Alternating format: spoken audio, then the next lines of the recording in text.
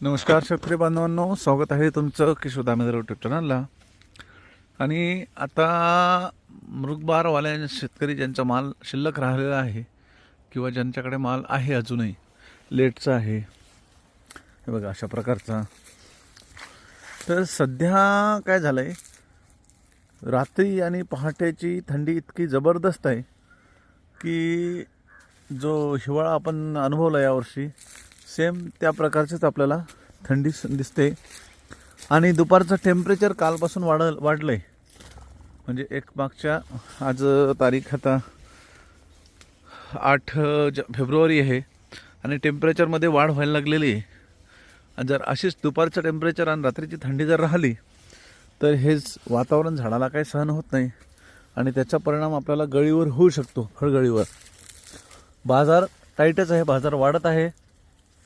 त्यामुळं माल आता विकत राहणे आणि लवकर विकणे आणि गळीची काळजी घेणे हे खूप महत्त्वाचं आहे. गळीसाठी बघा विशेष असं काही करता येणार नाही.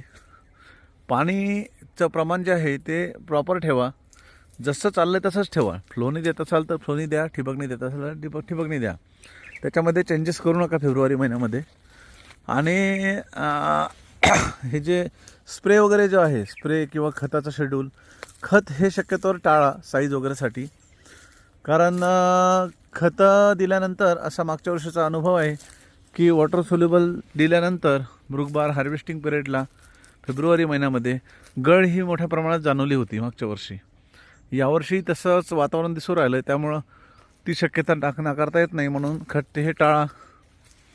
आणि स्प्रेमधून तुम्ही सिलिकॉन आणि एक बुरशीनाशकचा स्प्रे घेऊ शकता, जेणेकरून तुम्हाला गळीमध्ये थोडा कंट्रोल राहील. ह्या बागेमध्ये आपल्याला हत्तीबहार दिसतोय,